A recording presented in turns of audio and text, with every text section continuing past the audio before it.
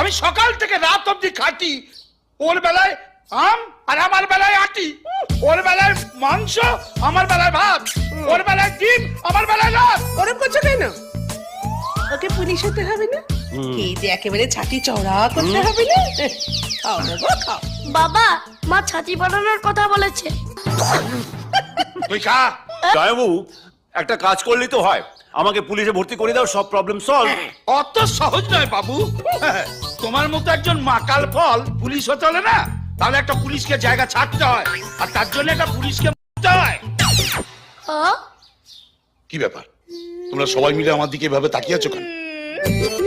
হ্যাঁ গো, শোনো না, শোনো না, তুমি এটুকু করতে পারবে না বলো? আমার শোনা ভাইটার জন্য তুমি একটু চুপ করবে না?